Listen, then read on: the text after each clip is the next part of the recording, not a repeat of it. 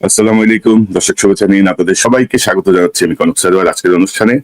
দর্শক, শিরোনাম দেখে বুঝতে পারছেন বাংলাদেশে একটি অভাবনীয় ঘটনা ঘটেছে, একটি অভূতপূর্ব ঘটনা, একটি কি বলবো, একটি ঐতিহাসিক ঘটনা, যে গুম খুনের সঙ্গে যুক্ত, সরাসরি জুলাই হত্যাকাণ্ডের সঙ্গে যুক্ত এমন 34 জনকে বিরুদ্ধে গ্রেপ্তারি পরোয়ানা জারি করা হয়েছে। যদিও এই 34 জনের মধ্যে একটি অংশ সেনা বাহিনীর শীর্ষ কর্মকর্তাদের বদন্যতায় পালিয়ে গেছেন দেশ ছেড়ে। এর আগেও তাদের বিরুদ্ধে কিছু ওয়ারেন্ট ইস্যু হয়েছিল 6-7 জনের বিরুদ্ধে, প্রত্যেকেই মানে সেনা তত্ত্বাবধানে পালিয়ে গেছেন বলা চলে আর কি। তো এই যে নতুন করে যেই আরো অভিযুক্ত হলেন 22-23 জন, এদের ব্যাপারে সেনাবাহিনীর ভেতরের প্রতিক্রিয়া কি? জেনারেল ওয়াকারের সামনে এখন প্রশ্ন, তিনি কি আইন রক্ষা করবেন না অপরাধীদের রক্ষা করবেন? বিগত সময় তার যে কথাবার্তা, তাতে আমরা তাকে অপরাধীদের প্রতি এক ধরনের সহানুভূতি দেখেছি, অপরাধীদের প্রতি এক ধরনের মহব্বত আমরা দেখেছি। তো সেই জায়গাটা থেকে আজকে আমাদের আলোচনায় যোগ দিচ্ছেন আপনাদের অত্যন্ত প্রিয় মানুষ, আমার চ্যানেলের নিয়মিত অতিথি মেজর সুমন আহমেদ। সুমন ভাই, আপনাকে স্বাগত জানাচ্ছি। আসসালামু আলাইকুম। ওয়ালাইকুম আসসালাম। এবং দর্শক, আমার সঙ্গে যোগ দিচ্ছেন ক্যাপ্টেন শাহনাজ জাহান। তিনিও আমার অনুষ্ঠান থেকেই আসলে তার সেনা জীবনের অনেক কষ্টের অভিজ্ঞতা দিয়ে শুরু করেছিলেন। শাহনাজ, আপনাকে স্বাগত জানাচ্ছি। আসসালামু আলাইকুম। ওয়ালাইকুম আসসালাম। তো আপনাদের দুজনের কাছেই প্রশ্ন, আসলে ধরেন এই যে একটা অভূতপূর্ব ঘটনা ঘটলো বাংলাদেশে, আমরা কিন্তু অনেকে আশাই করি নাই যে এরা অভিযুক্ত হবেন, এদের বিরুদ্ধে চার্জশিট হবে, এরা মানে কি বলবো, যে বিচারের মুখোমুখি অন্তত প্রাথমিক ধাপে তারা এসে পৌঁছাবেন। তো এই ঘটনাটায় মানে অনেকের বক্তব্য বা সবকিছু মিলিয়ে আমি যদি বলি যে আপনাদের অনুভূতি কি, এবং এই ঘটনা সেনাবাহিনীর ভাবমূর্তি বা মনোবলে কি প্রভাব ফেলবে? মানে এখন ভাবমূর্তির কথাও বলা হচ্ছে, মনোবলের কথাও বলা হচ্ছে। তো আপনাদের দুজন সাবেক সেনা কর্মকর্তা, আপনারা কি মনে করেন যে সেনাবাহিনীর ভাবমূর্তি মনোবলে কি প্রভাব রাখবে, বা আপনাদের ব্যক্তিগত ওপিনিয়ন কি? সুমন ভাই, আপনাকে দিয়ে শুরু করি। আমার হচ্ছে একটা মিক্সড ফিলিং। আমি যদি বলি, ধরেন যদি পজিটিভ দুইটা জিনিস বলি খুশি হবার, সেটা হচ্ছে 1400 প্রাণ গেল, 14টা মাস চলে গেল 36 জুলাইয়ের পরে।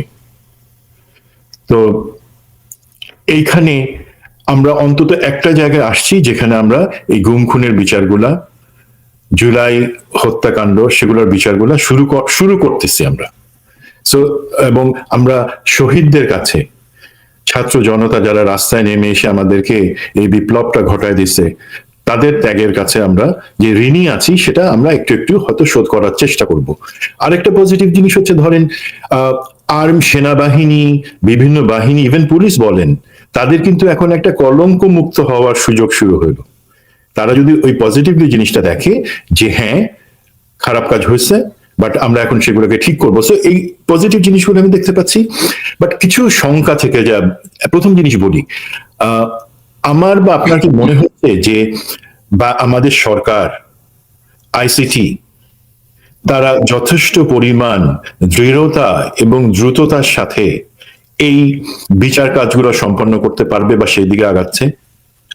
এখন ধরেন যদি তারা সম্পন্ন না করতে পারে, তারা এইখানে একটা চান উঠায় রেখে দিল, সমস্যাটা কি? একটা নির্বাচিত সরকার আসবে। এখন নির্বাচিত সরকার যারাই আসবে না কেন, আমাদের কিন্তু ওই পরিমাণে ভরসা নাই যে তারা এটাকে আপহোল্ড করবে। দুঃখিত, বাট এটাই সত্য যে আমি অন্তত অতটুকু ভরসা রাখতে পারি না। বিকজ আমরা দেখি যে এদেরকে বাঁচানোর জন্য যে চেষ্টাগুলো করা হয়েছিল, যারা চেষ্টা করতেছিল, তারা কিন্তু পরবর্তীতে যারা ক্ষমতায় আসবে তাদের সাথে একটু লাইন ঘাট করার চেষ্টা করতেছিলেন, যে তাদের ইনডেমনিটি প্রোটেকশন, এই সমস্ত ব্যাপারে। এইটা একটা সংখ্যা। আরেকটা সংখ্যা কি, ধরেন এই যে বিচার কাজ, ওয়ারেন্ট ইস্যু করা, সেক্ষেত্রে কি আইসিটি বা সরকার, তারা কি অবজেক্টিভলি যাচ্ছেন নাকি জেনারেলাইজ করে বা সাবজেক্টিভলি যাচ্ছেন? আমি এই ক্ষেত্রে আপনার সাথে কোন ভাই কিছু স্লাইড শেয়ার করছি, যদি একটু দেখান। যে আমি এই প্রসঙ্গে মানে আসতে চাই যে ধরেন এই যে অপরাধীদের মধ্যে কিন্তু মূল কিছু অপরাধী কিন্তু এখনো না, কারণ জেনারেল ওয়াকারের যেসব ভূমিকা, তাতে একজন রাজসাক্ষী হওয়া দরকার। আমাদের সেনাবাহিনীর ভাবমূর্তি রক্ষা করার জন্যই আসলে এই অপরাধীদেরকে বিচারের মুখোমুখি করতে হবে। তো ক্যাপ্টেন শাহনাজ, আপনার প্রতিক্রিয়াটা একটু জানি। এই যে বিচার যে শুরু হলো, আপনার অনুভূতি কি, আপনার প্রতিক্রিয়াটা কি, এবং আপনি কি মনে করেন এটা কি সেনাবাহিনীর মনোবলে কোনো প্রভাব ফেলবে, বা কি মনে করেন আপনি?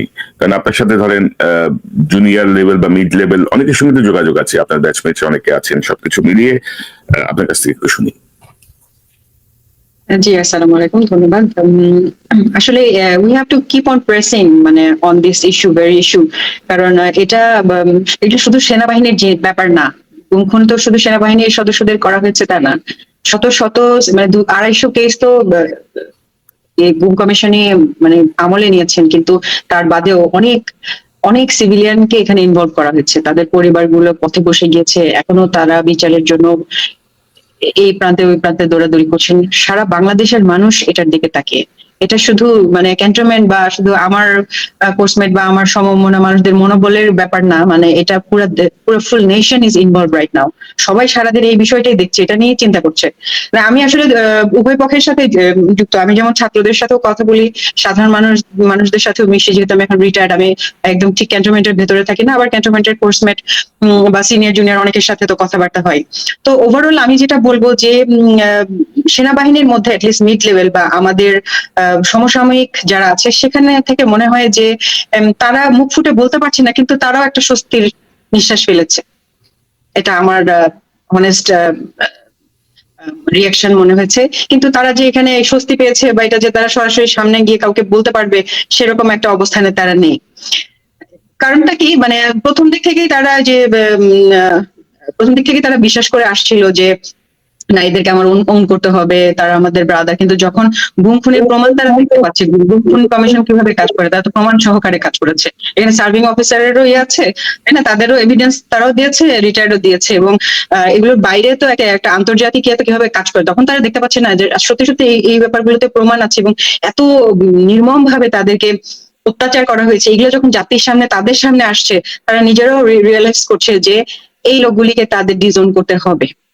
এবং এটা নিয়ে আমি গতকালকে একটা অ্যানালজি দিলাম যে প্রথম দিক থেকেই দেখেন, আপনার জুলাইয়ের পর থেকেই ঠিক পার্টিকুলারলি এই গ্যাংটাকে মানে মনে হয় যেন একটা মাফিয়া গ্যাং এর মতো, সরি বাট ব্যাপারটা কিন্তু ওরকমই দেখা যাচ্ছে যে সিনিয়র এসেলেন একটা গ্রুপ যারা আওয়ামী লীগের সময় ইলেক্টেড ছিলেন, তারাই যেন সবকিছু চালাচ্ছিলেন।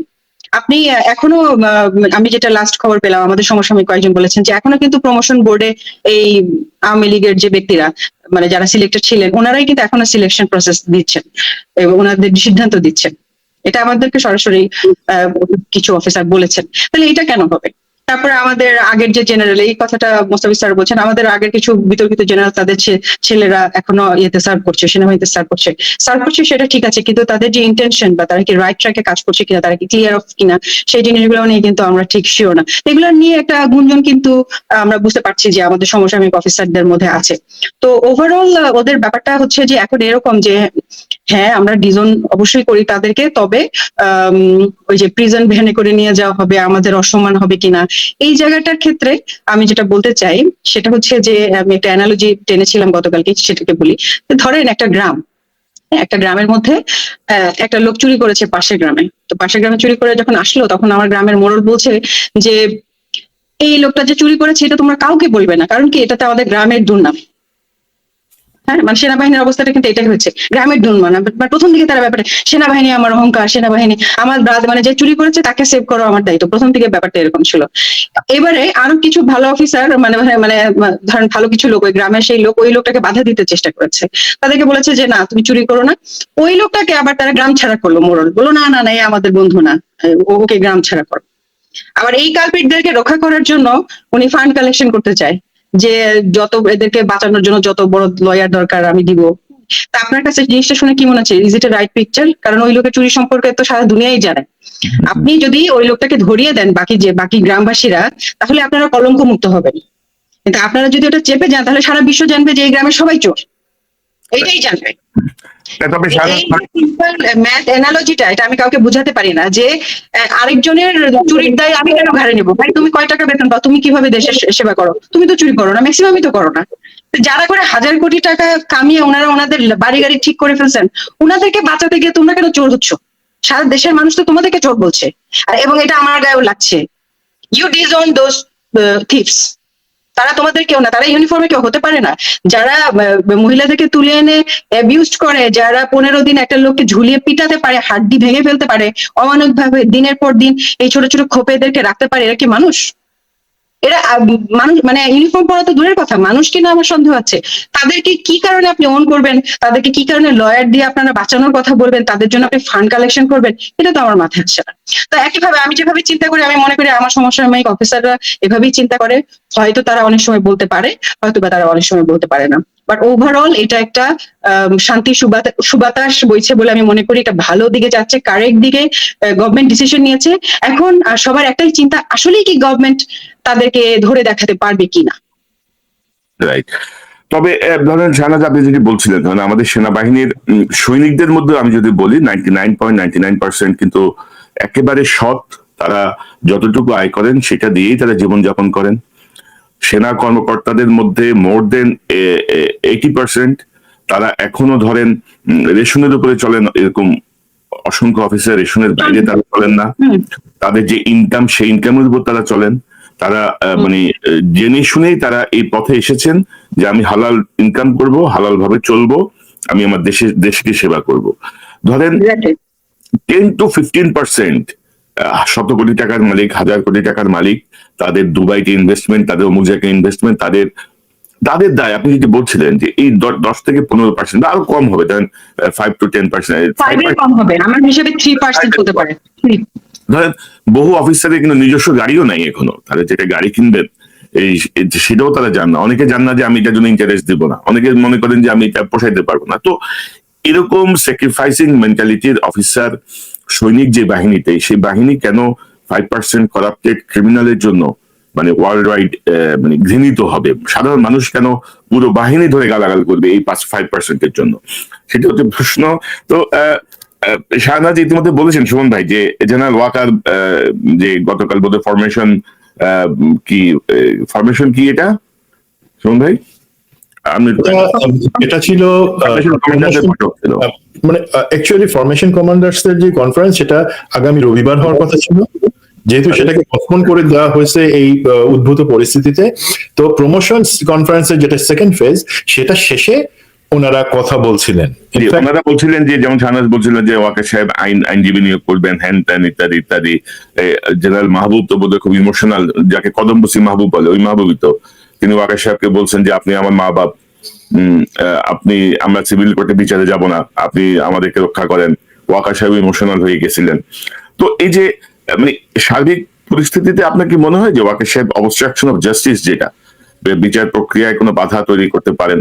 বা ইতিমধ্যে আপনি জানেন যে আমরা যেই ডিজিএফআই যেই প্রধানদের ছবি দেখিয়েছি, তার মধ্যে অধিকাংশ কিন্তু পালাই গেছে। কিন্তু আমি যদি ফার্স্ট লাইট দেখাই, এই যে এই ডিজিএফআই এর এরা কিন্তু সবাই পালাই গেছে, মামুন খালিদ একমাত্র দেশে আছেন।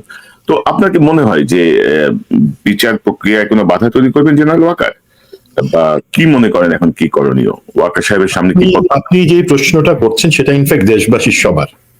তো আমার আলহামদুলিল্লাহ এই জিনিসটাতে একটু লেটেস্টটা জানার যেহেতু সুযোগ হয়েছে এবং অ্যাসেস করার সুযোগ হয়েছে, আমি শেয়ার করি। This is very important. আপনার কাছ থেকে এই ধরনের প্রশ্ন আশা করা যায়। তো এখন যেটা হচ্ছে, হ্যাঁ, ওই সেকেন্ড ফেজ প্রমোশন বোর্ডের পরে সেখানে 56 জন অফিসার তারা ছিলেন এবং সেখানে জেনারেল ওয়াকার কথা বলছেন, যেটা এখন মোটামুটি সবাই জানে যে সেখানে একটা ইমোশনাল পরিস্থিতি তৈরি হয়, যেখানে এই যে মেজর জেনারেল আমিনুল হক আনসারের যার ছবি আপনি দেখাইলেন, দেন 9 ডিভির জিওসি, দেন মেজর জেনারেল মাহবুবুর রশিদ, তাদেরকে কিন্তু কোনো ওয়ারেন্টের আন্ডারে আনা হয় নাই, অ্যারেস্ট ওয়ারেন্ট ইস্যু হয় নাই, কোনো অভিযোগ আছে কিনা আমি জানি না, আইসিডি বলতে পারবে। তারাই সেখানে এই কান্নাকাটির মতের এবং একটা দাবি, একটা পুশ করা, একটা জেনারেল ওয়াকারকে সরকারের বিরুদ্ধে একটা লগার হেড পজিশনে, মুখোমুখি অবস্থানে দাঁড় করায় দেওয়ার তাদের একটা চেষ্টা ছিল। এখন হতে পারে আর্মি সেই শক্তি আছে, তাদের সেনা ডিজিএফআই আছে, সুস্থ মাথার লোকের যে সেখানে চিন্তাটা অবশ্যই আলাদা হবে। তো সেখানে তাদের দাবি ছিল যে না, আমরা এখানে তাদেরকে পাঠাবো না বা এই ধরনের কিছু। বাট গুড পার্ট কি, শুভ বুদ্ধি, সেটা প্রিভেইল করছিল মেজরিটি, মানে ধরেন আপনার 56 জনের মধ্যে 50 জনই কিন্তু সেই শোরগোল, চিল্লাচিল্লি, ইমোশন, নাটকবাজি, সেটাতে তারা কান দেয় নাই। তারা বরঞ্চ সেখানেই বুঝাইছে যে আমরা দেরি করে ফেলছি, এই সিদ্ধান্ত বা এই ক্ষেত্রে সরকারকে কোঅপারেট করা অনেক আগে থেকে উচিত ছিল। সেটা আমাদের ভুল হয়েছে, এখন ফার্দার আমরা ভুল করতে পারবো না। আমাদের সরকারের সাথে কোঅপারেট করা উচিত। দিস ইজ ভেরি পজিটিভ, এবং আমি ধন্যবাদ জানাই তাদেরকে যারা এই ধরনের কথা বলছেন। এবং অবশ্যই আমি তিরস্কার জানাই সেই সমস্ত জেনারেলদেরকে যারা এই ধরনের একটা হঠকারী পজিশনের জন্য জেনারেল ওয়াকারকে পুশ করতেছিলেন। জেনারেল ওয়াকার উনি একটা পর্যায়ে এসে কোন একজন জেনারেল বলে যে তাহলে আমরা এই যেই জেনারেল যাদের নামে ওয়ারেন্ট ইস্যু হয়েছে তাদের বিচার হবে, সেক্ষেত্রে তাদের যত টাকা খরচ হোক তাদের জন্য আমরা আইনজীবী দরকার করব, ফান্ড খরচ করব। তখন যে পজিশনটা আসছে, যারা শুভবুদ্ধি ছিল তারা তাদের যে ছিল, এবং আমি হাইলি অ্যাপ্রিসিয়েট করি, সেখান থেকে উত্তরটা আসছে আমরা কোন ফান্ড ব্যবহার করব? এটা তো জনগণের টাকার ফান্ড। আমরা আমাদের তো কোনো ফান্ড নাই যে তাদেরকে আমরা যে হেল্প করব, সেটা কাদের টাকা দিয়ে করব? জনগণের টাকা দিয়ে, যারা কালপ্রিট হিসেবে আছে এবং সরকারের মুখোমুখি অবস্থানে যাব। তার সাথে আমি শুধু একটা কথা আমার দিক থেকে অ্যাড করি, সেটা হচ্ছে দেখেন, যখন বিভিন্ন অফিসার, জনগণ সবাই গুম খুন হয়েছে, নির্যাতিত হয়েছে, আমরা যারা নির্যাতিত, শাহনাজ চাকরি ছেড়ে দিতে বাধ্য হয়েছে, এমন অনেক অফিসার আছে যারা চাকরি ছেড়ে দিতে বাধ্য হয়েছে এই আমি দুঃশাসনের বিরুদ্ধে। তখন তো তাদের পাশে আপনারা টাকা পয়সা লয়ার নিয়ে দাঁড়ান নাই। তখন তো আমি যখন গুম ছিলাম আমার কথা তো শুনেন নাই, আমার জন্য তো কোনো কিছু আপনারা লয়ার বা কোনো কিছু দেন নাই, আমার যে মামলাগুলো সেগুলা সরাই দেওয়ার জন্য তো কোনো ব্যবস্থা করেন নাই। আরে কাদের জন্য আপনারা কথা বলতেছেন? সেই 6 জেনারেল বলতেছেন যারা কালপ্রিট, যারা সত্যিকারের খারাপ কাজ করছে। নিরপরাধদের পাশে দাঁড়ান নাই, এখন অপরাধীদের জন্য আপনারা লয়ার আর আর্মির ফান্ড মানে কি? জনগণের টাকা থেকে আসা ফান্ড, আপনারা আমার সবার সেটা ব্যবহার। তো এই জায়গায় যখন এই কথাটা আসলো, তখন ইনফ্যাক্ট দেখা গেল যে যারা এই উস্কানোর চেষ্টা করতেছিল তারা পিছু হয়ে যায়। এখন পর্যন্ত যেই সিচুয়েশনটুকু আমি জানি, আলহামদুলিল্লাহ, এই যে আপনি ধরেন কোনো ভাই, আপনি তো গত 2 মাস ধরে এইটার উপরে লেগেছিলেন, তাই না?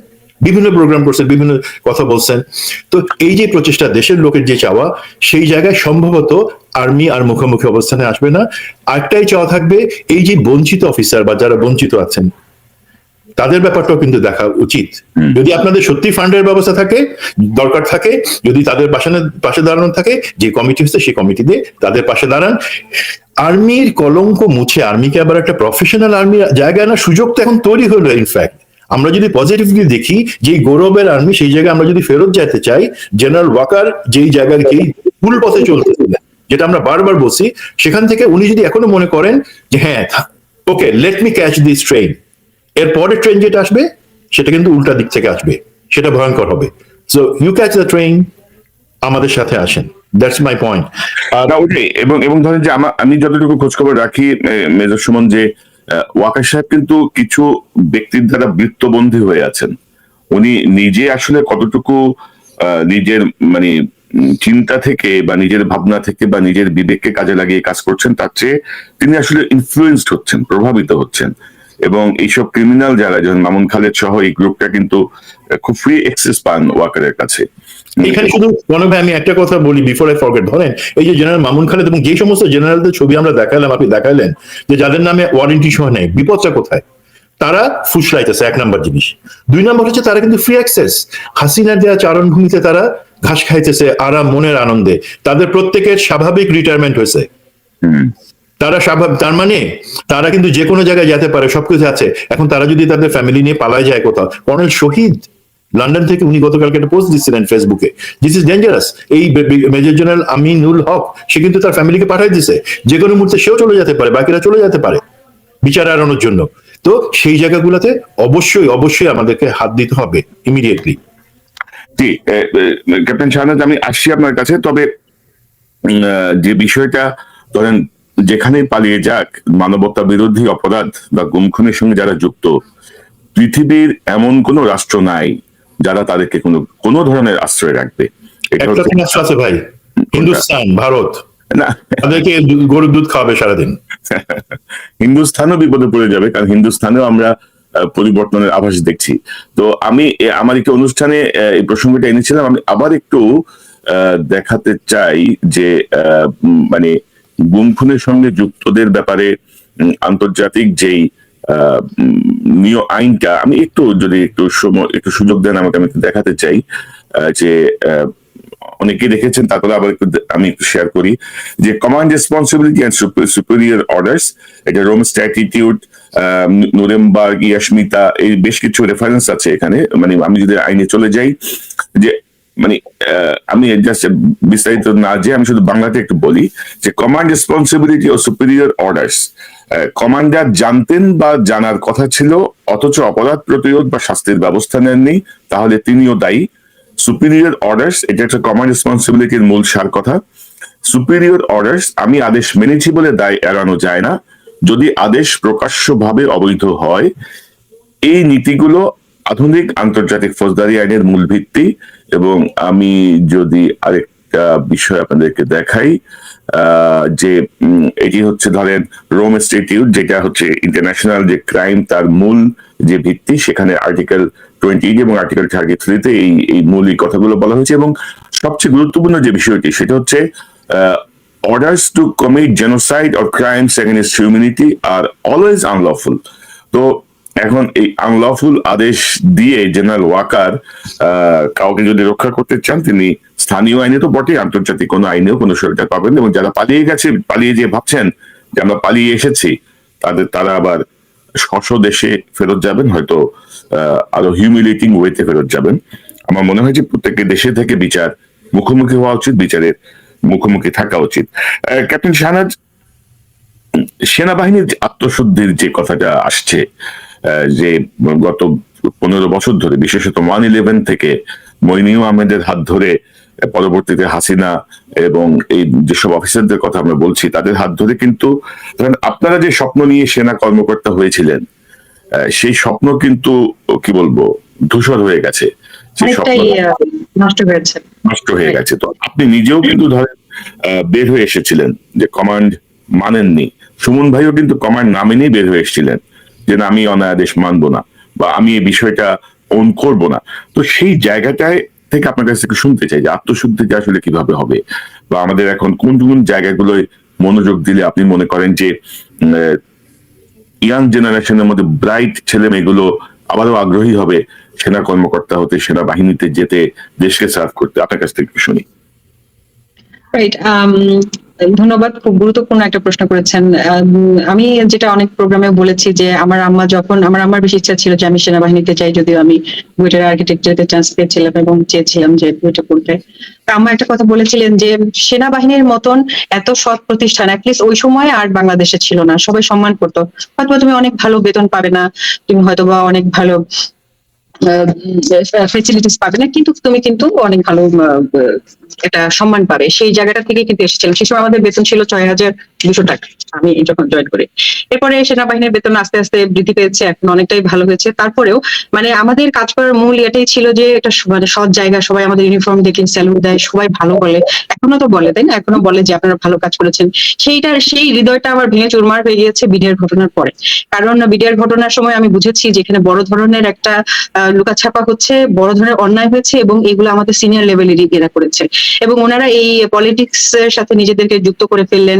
আস্তে আস্তে আওয়ামী লীগের একটা বড় টার্গেট গ্রুপ তৈরি হলো। এরা সবসময় শেখ হাসিনার আশেপাশে, তারেক সিদ্দিকের আশেপাশে থাকতেন, এবং তারা আস্তে আস্তে প্রমোশন পেলেন। এবং আপনি খেয়াল করলে মানে জানবেন, বা বিভিন্ন কোর্সে যদি খবর নেন, মানে একটু অযোগ্য যাদের আসলে নর্মালি যোগ্যতায় কখনো উপরে ওঠা সম্ভব ছিল না, তারাই বেশিরভাগ সময় যে এনএসআই ডিজিএফআই জায়গাগুলোতে বা প্রমোশনের জায়গাগুলোতে কিন্তু তারা চলে গিয়েছে, অন্যদেরকে ল্যাং মেরে। যারা ভালো বা ট্যালেন্টেড অনেক অফিসার ভালো কোর্স করেছেন, ক্যারিয়ার করেছেন, প্রমোশন পান নাই, এখনো পাচ্ছেন না। যে লাস্ট যে প্রমোশন বোর্ডগুলো, এটা নিয়ে খুবই ডিস্যাটিসফ্যাকশন আমি এর মধ্যে শুনলাম যে এখনো কিভাবে এইভাবে সিলেকশন হচ্ছে, এই কথাগুলো হচ্ছে। তাহলে কি হচ্ছে যে অযোগ্যরা উপরের দিকে চলে গিয়েছে, যোগ্যরা নিচের দিকে বসেছে, তারা কেউ সুপারসিডেড, কেউ এদিকে ভালো জায়গায় পোস্টিং পাচ্ছে না।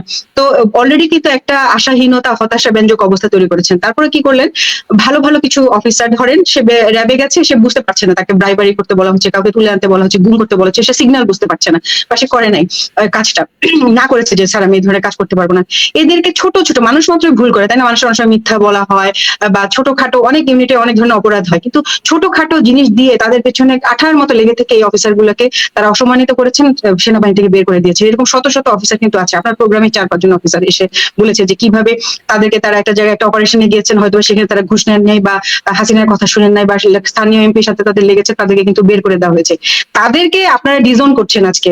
আজকে তাদের কোনোদিন তাদের পক্ষে কোনো লয়ার আসে নাই, তাদের জন্য কোনো ফান্ড আসে নাই। তারা যে একটা মানে সামান্য ফেসিলিটি পাবে সেনাবাহিনী থেকে চলে গিয়ে, যে সেনাবাহিনীর জমিটা সে পাবে বা সেনাবাহিনীর একটা পেনশন সে পাবে, সেটাও তারা বন্ধ করে দিয়েছেন। আর যারা কালপিট অফিসার, অযোগ্য অফিসার, যারা এই উপরে মানে আসার কোনো প্রশ্নই আসে না, সেখানে ওনারা এসে আজকে যখন মানে আইসিটির আন্ডারে মানে অনেক সিভিয়ার অপরাধ, শুধু সেনাবাহিনীর ভেতরে না, বাইরে লক্ষ লক্ষ মানুষ মানে শত শত মানুষকে গুম করার পরে যখন আজকে তাদেরকে ধরা হলো, এখন তাদের জন্য কেন মায়া কান্না? যাদেরকে অন করা দরকার তাদের ডিজোন করলেন, আর যাদেরকে ডিজোন করে এই কলঙ্ক মুক্ত হওয়া দরকার, সেনাবাহিনীকে আবার সুপথে আনা দরকার, সংস্কার করা দরকার, সুন্দর একটা সেনাবাহিনী গঠন করা দরকার, এদেরকে বাদ দিয়ে। তাহলে এদেরকে বাদ দিলে কি হবে? আপনি দেখেন, এদেরকে বাদ দিলে অটোমেটিক ভালো অফিসার গুলোকে আবার প্রমোশনে আনতে হবে, হবে না? এনারা যদি বাদ পড়ে যান, বরখাস্ত হয়ে যান, তখন ভালো কিছু অফিসারকে ওনারা টেনে আনতে পারেন। এইভাবে আস্তে আস্তে সেনাবাহিনীটা আবার তার কোমর সোজা করে দাঁড়াতে পারে, আবার আগের গৌরব ফেরত পেতে পারে। সৈনিকরাও বিশ্বাস করতে, সৈনিকরা তো দেখবে যে এই ভালো স্যারটা এখন আমাদের কমান্ডে আছেন, এতদিন ধরে ওই স্যারটা চুরি করতেন, উনি ছিলেন আমাদের কমান্ডে। সব মিলে কি সেনাবাহিনীর একটা পরিবর্তন আসবে না? এই যে পরিবর্তন আসবে, এই পরিবর্তনের ছোঁয়া লাগবে আমাদের দেশে, এবং সবগুলো যখন একটা ডিজাস্টার ম্যানেজমেন্ট বলে যখনই আসবেন, তখনই বোঝা যাবে সেনাবাহিনীর যে ভূমিকা। সেনাবাহিনী এখন যে ওনাদেরকে সিনেমা করে, নাটক করে, ফেসবুকে করে সেনাবাহিনীর গৌরব গাথা গাইতে হচ্ছে, এটা একসময় গাইতে হতো না। কোনো সিনেমা ছাড়াই, কোনো মানুষের ট্রেলার ছাড়াই মানুষ জানতো যে সেনাবাহিনী কি জিনিস। তো এখন এই সিনেমা করে ওই যে আমি খাচ্ছি, আমার কি অবস্থা, বিভিন্ন রকম ফেসবুকে দিয়ে অফিসারদেরকে দিয়ে লেখাতে হচ্ছে সেনাবাহিনীর গৌরবের কথা। গৌরবের কথা বলতে হবে কেন? আপনার কাজই তো বলবে। তো সেই যখন সেনাবাহিনীটা সেই জায়গাটাতে যখন আসবে, তখন জেনজি ঠিকই বুঝবে। জেনজি খুব চালাক, তারা আমাদের ওই আগের মতো না। তারা তখন বুঝবে যে না, হ্যাঁ ঠিক আছে, সেনাবাহিনী এখন ফেরতের সাথে তাদের জায়গায়, এখন আমরা জয়েন করি। তো এই যে ওনিং ডিজয়নিং এর জায়গাটা, এই কথাটা আমি বলতে চেয়েছিলাম। আরেকটা কথা হচ্ছে যে আমি যেটা বলতে চাই সেটা হচ্ছে যে একটা খুব দুশ্চিন্তা জিনিস থেকে যাবে, যে এই যে জেনারেলরা যারা আইসিটি অ্যাক্টের মাধ্যমে এখন তাদের নামে ওয়ারেন্ট হয়েছে, তাদের সাথে কিন্তু তাদের পিএস, এডিসি অনেক লোক কাজ করেছেন, এরা তো সব জানেন। আমার সাথে সুমন স্যার হয়তো একমত হবেন। তাদের এডিসি, তারা কি জানেন না যে গুমের সাথে যুক্ত কোন লোকটা যুক্ত নাই, কোন কাজটা তারা করেন নাই? আমি যদি বলি যে এই যে আপনার জেনারেল তারেক সিদ্দিক, ওনার যে ইয়ে ছিলেন মেজর মানজি স্যার, ওনার যিনি পিএস ছিলেন, তো উনি কি ওনার হাত দিয়ে ছাড়া বা ওনার ফাইল উনি জানেন না, এমন কোনো ঘটনা করা সম্ভব? আমি জানি সেনাবাহিনীতে সম্ভব না। প্রতিটা জিনিস উনি জানেন। উনি তো এখন এসসি সেন্টারে আছেন, চাকরি করছেন। আমি ওনার নামটা বললাম, যে আমি বলছি না যে উনি একেবারে সবকিছুর জন্য উনি দায়ী, অবশ্যই ওনাকে ওনার কমান্ড করেছেন, কিন্তু এই যে জিনিসগুলো ওনারা জানেন, এই জিনিসগুলো কি ওনারা সাক্ষী হবেন কিনা? আজকে এখন যখন আইসিটি তাদেরকে এদেরকে একত্রিত করেছে, তাদের আন্ডারে যারা ছিল তারাও যাতে এখানে দোষী না হয়ে যান, যে সেইং যে তারাও এই গুমগুলোর সাথে ডাইরেক্ট যুক্ত ছিলেন। তারা যদি কোনো অর্ডার পেয়ে থাকেন, আনলফুল অর্ডার, যেটা তাদের করার জন্য তাদের চাকরি চলে গিয়েছে, অথবা তাদের কষ্ট হয়েছে, অথবা এখন ওনারা প্রকাশ করতে চান, এগুলো তাদের প্রকাশ করা উচিত। ভিতরে যদি আরো কেউ থাকেন যারা গুম খুনের সাথে বা এগুলির সাথে আনউইলিংলি জয়েন করেছেন অথবা উইলিংলি জয়েন করেছেন, তাদেরকে অবশ্যই লিস্টেড করতে হবে। এই 35 জন 28 জনই এনাফ না, 100 জনের উপরে আমরা শুনলাম যে অলরেডি লিস্টেড হয়েছে। তো সেই লিস্টিংটা যদি হয়ে থাকে, তাহলে সেই লিস্টেও আসতে হবে। এবং এই যে যারা এডিসি হিসেবে ছিলেন, পিএস হিসেবে ছিলেন, তাদেরও সাক্ষ্য প্রদান করতে হবে। জি, অত্যন্ত গুরুত্বপূর্ণ একটা প্রসঙ্গ এনেছেন। ধরেন আমি যতটুকু জানি যে এইসব পিএস, এপিএস বা ধরেন এডিসি, মানে এইসব কর্মকর্তাদের ইলিগাল অনেক কিছু তারা মেনটেন করেন। মানে আমি যদি আরো করে বলি, ধরেন কারো যদি এক্সট্রা ম্যারিটাল কোনো রিলেশনও থাকে, সেই রিলেশন এডিসিরা মেনটেন করে, যে স্যারের সঙ্গে কখন দেখা হবে।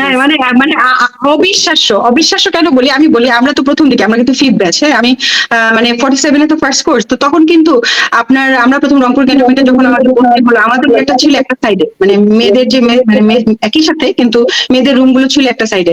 তা আমাদেরকে দেখলে পার্টিকুলারলি অফিসারদেরকে মনে হতো যে ভয় পাচ্ছেন, মানে অন্যদিকে চোখ ফিরে নিচ্ছেন বা অন্যদিকে চলে যাচ্ছেন। কারণ কি, যদি তাকিয়ে আবার আমি কোন বিপদে পড়ি, কোন এসে আমাকে রিপোর্ট করে দেয়, ওনাদের মেন্টালিটি ছিল এরকম। আর এখন আমি যেগুলো শুনলাম, আমি প্রথমে বিশ্বাস করিনি। প্রথম যখন আমি শুনলাম যে জেনারেল একজন লেডি অফিসার কে করেছেন, আমাদেরই একটা ঘটনা আছে। আমি যখন বিএমএ তে ছিলাম, আমি সত্যমিথ্যা জানি না, আমাদের সিনিয়র একজন ফিমেল অফিসার, উনি রিপোর্ট করেছিলেন যে কমান্ড্যান্ট নাকি ওনার পিঠে হাত দিয়েছেন, মা বলেই নাকি হাত দিয়েছেন। ওইটা রিপোর্ট করার কারণে ওই কমান্ড্যান্ট 7 দিনের মাথায় পোস্টিং হয়ে চলে যান, একজন female cadet.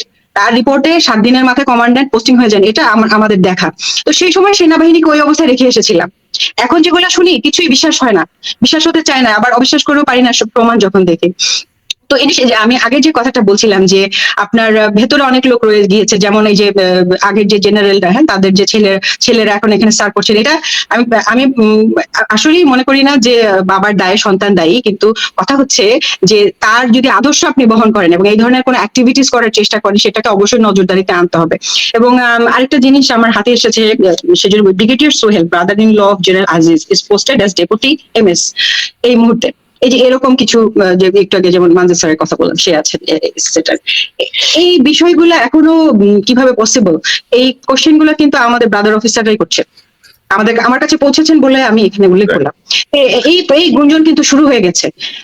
Also there has to be a way, যে অবশ্য মানুষ তো কারেক্ট কোশ্চেন করবেই, এই যে এরা কিভাবে আছেন, কিভাবে এখনো তারা প্রমোশন বোর্ডে এসে কথা বলেন, এখনো কিভাবে আওয়ামী লীগের সমর্থিত জেনারেলরা যারা ভারতের সাথে রেগুলার সম্পর্ক রাখছেন, তারা এখনো কিভাবে প্রমোশন বোর্ডে এসে সিলেকশনে হাত দেন, এগুলো নিয়ে তো খুব চরম একটা আপনার কি বলবো, একটা গুঞ্জন কিন্তু শুরু হয়েছে এবং এগুলো আমাদের পর্যন্ত আসছে। তো এই সবকিছু নিয়ে আসলে কাজ করতে হবে। যে আপনি যে প্রসঙ্গটা আনলেন, ধরেন যে মানে পলাতক অপরাধী জেনারেলের পুত্র সেনাবাহিনীর কর্মকর্তা হিসেবে যখন কাজ করবেন, সেনাবাহিনী তো ভাই পুরোটাই কিন্তু একটা সেন্সিটিভ জোন কিন্তু। তো এই পলাতক সেনা আপনি কি কোনো সিভিলিয়ানকে অ্যালাউ করতেন? ধরেন একজন মেজরের বাবা, সে যদি এরকম একটা ক্রাইম এগেইনস্ট হিউম্যানিটির সঙ্গে যুক্ত হয়ে পলাতক হয়, আপনি কিন্তু তার ছেলের খুঁজে বের করে সেনাবাহিনী থেকে বের করতেন, তাই না? মানে অতীতে ওনারা এরকম করেন নাই, মানে ভালো অফিসারের সন্তানকেও নেওয়া হয় নাই, দেখা গেছে ভালো অফিসার তার ছেলেও টিকতে পারছেন না, মানে সেটা যখন সম্ভব হয়েছে সেই একই সেনাবাহিনীতে কিন্তু ওনারা সার্ভ করছেন। তো এই ব্যাপারটা অবশ্যই খেয়াল রাখতে হবে যে তাদের আদর্শ যেন ইয়ে না হয়, বিচ্যুত না হয়। মানে আমি মনে করি যে তাদেরকে ডেকে বলা উচিত যে ভাই তুমি ভালো অফিসার, তোমার প্রতি আমার কোনো ক্ষোভ নাই, কিন্তু যেহেতু এরকম একটা বিষয় আছে সেটা আমরা এরকম যাতে কোনো মানে তোমার কাজে কর্মে এরকম কোনো কিছুতে যেন প্রকাশ না পায় যে তুমি ভারতের দাবিদারি করছো অথবা এখনো আওয়ামী লীগের সাথে সম্পর্ক রাখছো। ওইটা করে লাভ নাই, বলতে হবে যে তুমি অ্যাপেন্ডিক্স যে সাবমিট করে বিদায় হও, নাহলে তোমাদের আমরা বরখাস্ত করতে হবে, কারণ তোমাদেরকে আমরা অন করতে পারবো না, কারণ আমরা সেই ট্রাস্টের জায়গাটা আমি রাখতে পারবো না। সোজা বাংলার কথা, এখানে অন্য কোনো অনুকম্পার সুযোগ নেই। তো মেজর সুমন, আপনি কি মনে করেন যে কিছু কিছু জায়গায় আমি দেখছিলাম যে ওয়াকার পন্থী কিছু কিছু মানুষ, বা ধরেন আওয়ামী লীগের কিছু কিছু যে অনলাইন অ্যাক্টিভিজম, সেখানে আমরা দেখছিলাম যে কেউ কেউ বলতে চাচ্ছেন যে এই যে পদক্ষেপ, এটা ভবিষ্যতে সিভিল এবং সামরিক যে রিলেশনশিপ সেটিকে নষ্ট করবে, সেটির উপরে প্রভাব রাখবে। এবং আপনি কি মনে করেন এরকম কোন বিষয় কি আপনার মাথায় কাজ করে? আগে ভারত থেকে বাংলাদেশে বর্ডারের থেকে একটা বড় জিনিস আসছে ফেন্সিডিল, এটা এখনো আসে কতটুকু জানি না, বাট আমার মনে হয় এখন ভারত ফেন্সিডিলের বদলে গোমূত্র পাঠায় বোতলে ভরে, সেগুলা খেয়ে এই লোকজন এই কথাগুলো বলতেছে। দেখেন, এটা তার ঠিক অপোজিট। আমি এই জায়গাটাতে বলি, এটাই যে গুম খুনের বিচার, সেটা সেনা অফিসার, পুলিশ, পতিতা হাসিনা, তারেক সিদ্দিকী, যাকে আনা হোক না কেন, এর ম্যাগনিচিউডটা কিন্তু শুধু সেনাবাহিনীর মধ্যে সীমিত না। এটা দেখেন আমাদেরকে সুযোগ এনে দিচ্ছে রাষ্ট্র সংস্কারের জন্য, বিচার ব্যবস্থা এবং অর্থনৈতিক কেলেঙ্কারিগুলা সংশোধনের জন্য। এটা আমাদেরকে সুযোগ এনে দিচ্ছে আমাদের যে সরকারি কর্মকর্তা কর্মচারী আছেন, সামরিক বেসামরিক, সবার শুধরানোর জন্য একটা সুযোগ এনে দিচ্ছে। কিন্তু এটা একটা বড়, এইখান থেকে কাজ নিয়ে যদি আগে ধরুন, এটা সারা দেশের মানুষ চাচ্ছিল, এটা যখন দেখতেছে এবং যখন দেখবে যে হ্যাঁ, জেনারেল ওয়াকার সেই জায়গায় কন্টেস্ট করতেছেন না, ফাইট করতেছেন না, বরঞ্চ দেরি তো হইলো। দেন আমরা বলছিলাম না, কোন ভাই মনে আছে গত বছর এর থেকে আগে 14 মাস আগে বলছিলাম, জেনারেল ওয়াকার এখন এটা করেন, সরাই দেন ময়লাটা, তাহলে কিন্তু গন্ধটা আমাদের এখানে আসবে না। আবর্জনা সরাই দেন, নাহলে কিন্তু পরে অনেক কষ্ট হবে, কলঙ্ক আসবে আমাদের পর। আমরা জেনারেল ওয়াকার এখনো যদি করেন, হ্যাঁ আমরা কলঙ্কিত হয়েছি। আমরা তো অপরাধীরা আইডেন্টিফাইড হয়েছে, তাদের বিচার প্রক্রিয়া শুরু হয়েছে, সেই জায়গায় যদি উনি সরকারকে সহায়তা করেন, অবশ্যই সেটা জনগণের সাথে আমাদের সামরিক বাহিনীর সম্পর্কটা আরো দৃঢ় করবে। এই জায়গায় আমি একটু বলি, সরকারেরও কিন্তু দায়িত্ব আছে, আইসিটির কিন্তু দায়িত্ব আছে, প্রত্যেকের দায়িত্ব, পলিটিক্যাল পার্টির দায়িত্ব আছে। সবার কি, তার সবাইকে একটা জিনিস, সেনাবাহিনী, আমাদের প্রফেসর ইউনূস এবং তার টিম, পলিটিক্যাল পার্টিজ, জামাত, বিএনপি, তাদেরকে বলি একটা জিনিস আপনারা রিয়েলাইজ করেন, এই আপা আর কোনোদিন বাংলাদেশে আসবে না। আপার আর ছাগলের দল, তারাও আর কোনোদিন বাংলাদেশে আসবে না, বিকজ তারা এই সে সম্পদের পাহাড় বাইরে করছে কিসের জন্য? এই জন্যই তো বাড়ি গাড়ি সমস্ত টাকা সব বাইরে নিয়ে গেছে, কারণ তারা একবার পালাইলে আর ফেরত আসবে না। তারা আমাদের যে চেহারা দেখছে এখন, তাদের সাহস হবে না। হ্যাঁ, কি হতে পারে, আমাদের পাশের ভারত আমাদেরকে ভালোবেসে সে অন্য কোনো ফর্মে অন্য কোনো এলিমেন্টকে, এই যে জেনারেল বা যাদের কথা বলতেছি, শাহনাজ কারেক্টলি বলছে, এরা আইডেন্টিফাইড, বাট এদের যে ফলোয়ার্সরা আছে এখনো বিভিন্ন পজিশনে, কর্নেল, ব্রিগেডিয়ার জেনারেল, জেনারেল হয়ে, তাদেরকে দিয়ে কিছু একটা করানোর চিন্তা করতে পারে। সেই জায়গায় আমাদেরকে সতর্ক থাকতে হবে। বাট জেনারেল ওয়াকার এবং আর্মির লিডারশিপ যদি ঠিক রাস্তায় চলে, তারাও ভাত পাবে না, 2 দিন পরে আপনা আপনি পালায় চলে যাবে। এই একটা জায়গায় আমাদেরকে অবশ্যই বুঝতে হবে সবাইকে। এবং জেনারেল ওয়াকারকে বলি, জেনারেল ওয়াকার, আপনি তো হ্যাঁ লিডার হিসেবে আপনি চেষ্টা করছেন আপনার আন্ডার কমান্ডকে বাঁচানোর জন্য, সে অপরাধী হোক না অপরাধী হোক, আপনার ভুল লাইন ছিল, বাট আপনি কি একটা লেসন পাইছেন না? আপনি বিএনপির সাথে কথা বলেন নাই যখন এদের বিচার প্রক্রিয়ার জন্য ওয়ারেন্ট বাইর হতেছে? আপনি বলছেন। আপনি জামাতের আমিরের কাছে কথা বলছিলেন না? জামাত আমির আপনাকে কি বলছে? জামাত আমির আপনাকে বলছে না, আইনের প্রক্রিয়া আইনের মতন চলুক। বিএনপি আপনাকে কি বলছে? যে না, এই জায়গায় যেহেতু তারা আইডেন্টিফাইড, প্রমাণিত প্রাইমা ফেসি এভিডেন্সের মাধ্যমে আইসিটি তাদের অপরাধের প্রমাণ পাইছে, সুতরাং এখানে তারা কিছু করতে পারবে না। দেখেন, আপনার ওই পলিটিক্যাল পার্টি, পলিটিক্যাল মা বাপ বলে কিছু নাই। আপনি 1 বছর আগে যে কথা বলছিলেন যে অভিভাবক, সেই অভিভাবক আপনার দায়িত্ব নিবে না। আর্মিকে যদি সত্যি সম্মান দিতে চান, আর্মির ভিতরে সংস্কারটা করেন, এই দাগি অপরাধীদের ছেড়ে দেন, তা এমনি এমনি সম্মান বেড়ে যাবে। আর আরেকটা সুযোগ আসছে কনক ভাই, সেটা হচ্ছে কি, আমাদের সমস্ত এই যে এই ঘটনাটা, ইনফ্যাক্ট এইটা সুযোগে সমস্ত পলিটিক্যাল পার্টি, তাদের বোঝা উচিত যে আগামীতে সরকার করে নির্বাচনে গিয়ে এবং সরকার টিকে রাখার জন্য একটা জাতীয় ঐক্যমত্যের দরকার সবার মধ্যে আছে। এই মুনির হায়দার টাইপের লোকজন যারা ঐক্যমতকে নষ্ট করার জন্য বিভিন্ন ধরনের ছলচাতুরি করতেছে, তাদের কথা শুনবেন না। আপনারা নিজেরা এখন নিজেরা এক হয়ে নির্বাচনটা সুষ্ঠুভাবে করেন, মারামারি না করে, এবং নির্বাচনের পরে একটা জাতীয় সরকার করবেন। দেখবেন ইনশাল্লাহ আমাদের সমস্ত সংস্কার, সেনাবাহিনী, রাষ্ট্র সবকিছুই ঠিক মতো আগাবে, আপনারাও ক্ষমতায় টিকবেন। নাইলে 3 মাস 90 দিন খেয়াল রাখেন, তারপর আপনারা দেখবেন যত বড় পার্টি হোক না কেন ক্ষমতায় টিকতে পারবেন না।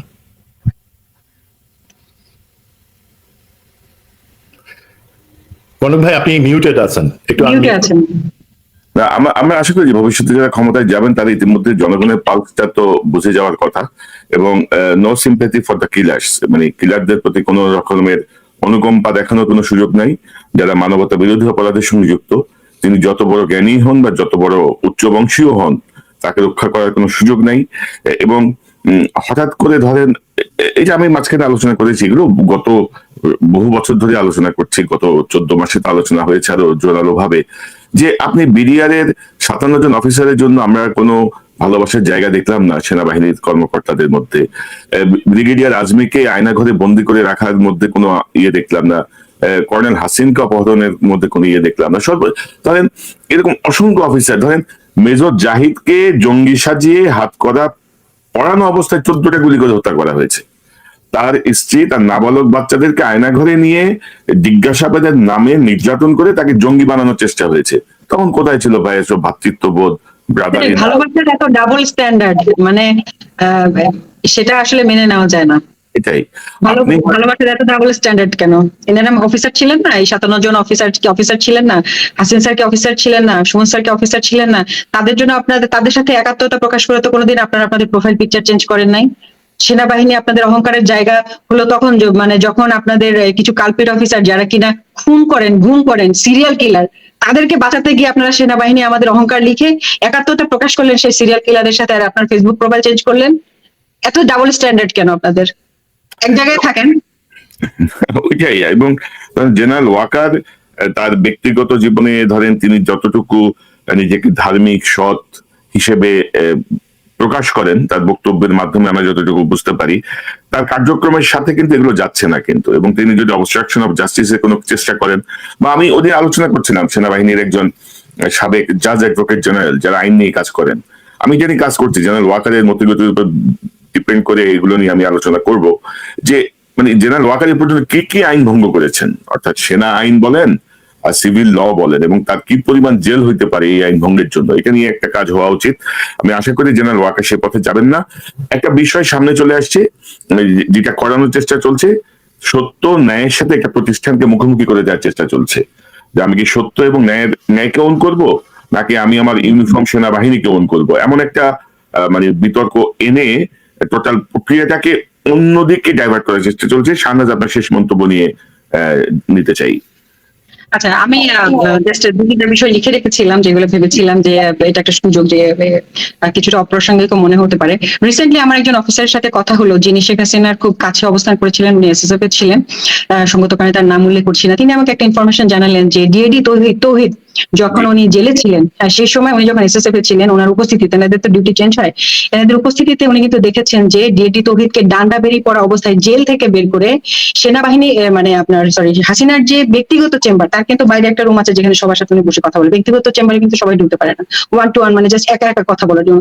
সেখানে ডিএডি তৌহিদ কিন্তু তার সাথে মিটিং করেছেন, এটা উনি নিজে দেখেছেন, এবং এটা এতই গোপনীয় ছিল যে মানে ওনারা যতটুকু ধারণা পেয়েছেন যে ডিএডি তৌহিদ মানে আমি সব বলে দিব, আমি আর পারছি না, এই ধরনের একটা মেন্টালিটিতে ছিলেন। তখন তাকে টাকা পয়সা, তার ফ্যামিলিকে আরো কিছু দেওয়ার আশ্বাস দেওয়া হচ্ছিল, এবং ওই জেল থেকে কিভাবে ডিএডি তৌহিদ, যিনি কিনা এই খুনের সাথে প্রত্যক্ষভাবে জড়িত ছিলেন, তিনি কিভাবে বের হলেন। যেহেতু এটা আমার নিজের দেখা না এবং ওই অফিসারের কথা, সেজন্য সঙ্গত কারণে আমি ইয়েতে বলিনি, মিডিয়া কমিশনে বলিনি, বাট এই ইনফরমেশনটা আমি যেহেতু পেয়েছি আমি বললাম। এবং উনি যেহেতু এসএসএফ এ ছিলেন এবং দীর্ঘদিন শেখ হাসিনার অনেক কাছাকাছি ছিলেন, তার কাছ থেকে আমি আরো কিছু অদ্ভুত কথাই শুনেছি। যেমন বিএনপির কিছু উচ্চ পর্যায়ের কিছু লিডার যাদেরকে আমরা এখন দেখি, তারা কিন্তু রেগুলার যাতায়াত করতেন, হাসিনার সাথে তাদের ভালোই সব সখ্যতা ছিল। এবং তিনি এমনটাও শুনেছেন যে মানে ওই লিডারের নাম করে বলছেন যে ওকে বলো, ওকে সামল দিতে বলো, ও কেন করছে না। এই জিনিসটা আমাকে খুব ধাক্কা দিয়েছে। এবং এই মানে আমি ওনাকে প্রশ্ন করলাম যে এটার সাথে কি মানে আমাদের খালেদা জিয়া বা তারেক জিয়া ওনারা জড়িত? বলছে না, জিয়া পরিবারের কেউ না, জিয়া পরিবারের কেউ না, কিন্তু বিএনপির আপার এশালনের ভিতরে কয়েকজন ছিলেন যারা ওনাদের পেরোলে ছিলেন, হাসিনার পেরোলে ছিলেন। বিভিন্ন সময় হাসিনা তাদেরকে বিশ্বের কাছে তো দেখাতে হবে যে উনি একটা গণতান্ত্রিক দল, ওনার অপোজিশন একটা দল আছে। আপনি দেখেন কেউ গুম হয়েছে, আবার কেউ কিন্তু গত 15 বছর তাদের কোনো সমস্যাই হয় নাই, তারা খুব আরাম করে সব জায়গায় মিটিং করেছেন, মিছিল করেছেন। এবং এখন ঠিক এই লোকগুলাই মানে বিএনপির ভিতরে অনেক রকম মানে ঘোলাটে পরিস্থিতি তৈরি করছেন, আমরা যেটা বুঝতে পারছি। মানে যে হিসাবটা আমি কখনোই মিলাতে পারিনি। আপনি জানেন যে আমি নিজে কোনো মানে দলের সাথে যুক্ত নই, আমার দল বাংলাদেশ, আমি বাংলাদেশের হয়ে কথা বলি। যতক্ষণ পর্যন্ত এটা বাংলাদেশের ইন্টারেস্টে, আমাদের ইন্টারেস্টে, আমি সাধারণ মানুষ ভাই, খেটে খাওয়া মানুষ, আমার চিন্তা হচ্ছে আমি দিন শেষে যাতে একটু আরাম করে ঘুমাতে পারি, আমাদের যাতে নিরাপত্তা থাকে, আমাদের সন্তানদের যাতে অবস্থা ভালো হয়, তাদের পক্ষে আমি কে কথা বলবে, আমি বলি কথা। আমার দেশ বাংলাদেশ, এটা বিএনপি খারাপ করলে বিএনপি বলবো, যে খারাপ করবে সে বলবো। আমরা যে জিনিসটা কখনোই মিলাতে পারিনি যে এই যে মানে আমাদের প্রেসিডেন্টকে রেখে দেওয়া, আমরা শুনলাম যেটা বিএনপির ওখান থেকে একটা সিদ্ধান্ত এসেছে। তারপরে আমরা শুনলাম যে বেগম জিয়া এবং তারেক জিয়ার মধ্যেও একটা মানে তাদের মধ্যে একটা দূরত্ব সৃষ্টি করার চেষ্টা, আবার তাদের সাথে জামায়াত এনসিপির দূরত্ব সৃষ্টি করে, এগুলো কে করেছে? তারপর বিএনপির ভিতরে এত বিতর্কিত লোকজন, তারা এরকম চাপাবাজি করছেন, কেউ অদ্ভুত সব কথাবার্তা বলছেন, এগুলোকে কে সাপোর্ট দিচ্ছে? তা আমি সেই যখন এসএসএফ এর ওই ভদ্রলোক আমাকে বললেন যে আমরা তো ওনাদেরকে 5 জনের নাম বলেছেন, আমাকে, আমি সঙ্গত কারণে বলছি না, যে সিনিয়র এশালেনের এদেরকে দেখতাম যে হাসিনার সাথে তারা রেগুলার যে যাতায়াত করতেন, হাসতেন, হ্যাঁ, চা খেতেন, তারপরে খাম নিয়ে বের হয়ে আসতেন। বিভিন্ন সময় হাসিনা বলছেন যে ওকে ম্যান হ্যান্ডেল করতে বলো। মানে উনার দলের লোক বিরোধী দলেও ছিল। এটা কিন্তু একটা রয়ের স্টাইল। আমরা জানি যে আমি র এবং আইএসআই একটা বই পড়লাম কিছুদিন আগে, যে আইএসআই এর ভেতরে রয়ের লোক ছিল যখন 71-এর যুদ্ধ হয়, যেটার নাম তারা ওই যে এতদিন পরে তারা পাবলিশ করছে। তো এগুলা কিন্তু হাসিনার একটা স্টাইল। আমি অবাক হব না যে অপোজিশন সবগুলো দলে যদি তার কিছু লোক থাকে, আমাদের উচিত এদেরকে আইডেন্টিফাই করা এবং সঠিক পথে করা। এটা আমি মনে করি যে দেশবাসীকে জানার দরকার ছিল, যদি একটু অপ্রাসঙ্গিক হলো। এবং বিডিআর এর এই বিষয়টা যে ডিএডি তৌহিদ ওই সময় জেলে থাকা অবস্থায় কিভাবে ডান্ডা বেরি পড়া অবস্থায় চেম্বারের মধ্যে গেলেন, এই বিষয়টা আসলে আমি উল্লেখ করতে চেয়েছিলাম। ওভারঅল আরেকটা লাস্ট যেটা দিয়ে শেষ করতে চাচ্ছি, যে এটা অনেকে বলছেন যে তোমরা শুধু সেনাবাহিনী নিয়ে কেন কথা বলো, সেনাবাহিনীর বাইরে ম্যাজিস্ট্রেট আছে, আমলারা আছে, হ্যাঁ সবাই আছে, সবাই তো গত 15 বছর আরো অনেকে গুম খুনের সাথে যুক্ত ছিল। আর্মি যখন ক্লিয়ার হবে, দুনিয়া সবকিছু ক্লিয়ার হয়ে যাবে, এটা আপনিও জানেন, আমিও জানি। আর্মির মতো কোয়ালিফাইড এই লোকগুলো কিন্তু কোয়ালিফাইড, এটা অস্বীকার করার কোনো উপায় নেই। এই যে 28 জন 100 জন, ওনাদের মাথায় যে বুদ্ধি, যে কোয়ালিফিকেশন নিয়ে ওনারা সেনাবাহিনীতে এসেছেন, এর কাছাকাছিও বাইরের লোকজন না। আপনারা যখন এই জায়গাটা যখন ক্লিয়ার করবেন, এখানে যখন ভালো বুদ্ধিমান সৎ লোক নিয়ে আসবেন, বাকি সবকিছু ক্লিয়ার করতে 1 মাসও লাগবে না। আমাদের দেশে সংস্কারই শুরু হওয়া উচিত সেনাবাহিনী দিয়ে, এবং সেনাবাহিনী আমাদের পিভট, আমাদের সার্বভৌমত্বের মূল রক্ষা কবচ। তারা যখন পরিষ্কার হয়ে যাবেন, অটোমেটিক্যালি সবকিছু ক্লিন হয়ে যাবে। সিনেমা মুভির মতো, আমার কাছে মুভিতে দেখায় না যে হঠাৎ করে একটা হাত এসে পড়লো আর চারদিক গ্রিন হয়ে গেল। আমার কাছে ঠিক এরকম মনে হয় যে সেনাবাহিনীটার ভেতরটা যদি এরকম হঠাৎ করে পরিষ্কার হয়ে যেত, পুরো দেশটা সবুজ ফুলে ফলে ভরে উঠতো। এবং এই কারণেই বারবার সেনাবাহিনী নিয়ে কথা, এই কারণে না যে সেনাবাহিনীকে আমরা অপছন্দ করি। আমি সেনাবাহিনী ইউনিফর্মকে কতটা ভালোবাসি সেটা শুধু আমি জানি এবং আল্লাহ জানেন। A soldier is always a soldier. না শাহনাজ, আমি আপনার কথার সঙ্গে শতভাগ একমত, অ্যাবসলিউটলি কারেক্ট আপনি। এবং সেনাবাহিনী যদি ঠিক হয়ে যায়, আমাদের অন্যান্য জায়গাগুলো অটো ঠিক হয়ে যাবে, মানে কিছু করতেও হবে না এমন একটা জায়গা আর কি। তো আপনি যে প্রসঙ্গটি বললেন, সে প্রসঙ্গের কিছু বিষয়ে আমার কাছেও আছে তথ্য। এবং ধরেন এই বিষয়টা নিয়ে আমি আসলে কিছু প্রামাণ্য কিছু খুঁজছি। বিশেষত ধরেন সে সময় হাসিনার সাথে এসএসএফ এ সার্ভ করেছেন, কারণ হাসিনা যেখানে যাই করেন এসএসএফ ছাড়া তো আর কোথাও যান নাই, মানে তারা যদি কেউ আসেন, সামনে এগিয়ে আসেন এবং এই কথাগুলো শেয়ার করেন। থাকেন এসএসএফ তার আশেপাশেই ছিল। তো এসএসএফ এর কেউ যদি সাক্ষ্য দেন বা বলেন, আমি সেই অপেক্ষায় আছি এবং আমি যোগাযোগ করছি আমার মতো করে, দেখা যাক বের হয়ে আসে কিনা। কারণ সামরিক বাহিনীর ভেতরে ক্রিমিনাল যেমন ছড়াতে হবে, তেমনি রাজনৈতিক দলের মধ্যে যারা সুবিধাভোগী, মানে মুখোশ পরা যে দুর্বৃত্তরা, যারা জনগণের ইমোশন নিয়ে খেলে, জনগণকে তাদের ব্যবহার করে, তাদেরকেও আসলে মুখোশ উন্মোচিত করতে হবে। তো মেজর সুমন, যেটি আমি জানতে চাচ্ছিলাম যে ন্যায় সত্য নাকি প্রতিষ্ঠান, মানে কোন দিকে যাবে? এবং এই মুহূর্তে জেনারেল ওয়াকারের বা সেনা নেতৃত্ব যারা আছেন, আমি জানি যে আপনি 24তম ব্যাচের সেনা কর্মকর্তা, তো আপনার ব্যাচেরই বহু মেজর জেনারেল আছেন এখন, অনেকেই আপনার জুনিয়র। তো আপনার কোনো নির্দেশনা বা পরামর্শ, উপদেশ আছে কিনা, বা আপনি কি মনে করেন সত্য ন্যায় নাকি প্রতিষ্ঠান, কোন দিকে যাবে সেনাবাহিনী? দেখেন ভাই, আমরা যেই সেনাবাহিনীতে চাকরি করে আসছি শাহনাজ পর্যন্ত যারা, সেখানে কিন্তু এই সত্য ন্যায় এবং প্রতিষ্ঠান, এই দুইটা মুখামুখি কোনো জিনিস না। সত্য এবং ন্যায়ের পক্ষে প্রতিষ্ঠানটা সবসময় ছিল, এবং প্রতিষ্ঠানে যে জিনিসটা করা হয় সেটা সত্য ন্যায়ের পক্ষে করা হয়। এখন যে জিনিসটা আমরা দেখতে পাচ্ছি, তারা বিপদগামী, তারা অন্যভাবে চিন্তা করে, চিন্তার শক্তি নেই তাদের ভিতরে। তো আমার বিশ্বাস রিয়েলি বাস্তবতা সেটা সবাই এই একটা ধাক্কাতে বুঝতে পারছেন। তারা আবারও প্রতিষ্ঠান বা আমরা যেটা বলি আর্মফোর্সেস এবং সত্য ন্যায়কে মুখোমুখি দাঁড় করাবেন না, বরঞ্চ সত্য ন্যায়ের সাথে একই রাস্তায় তারা আর্মফোর্সেসকে নিয়ে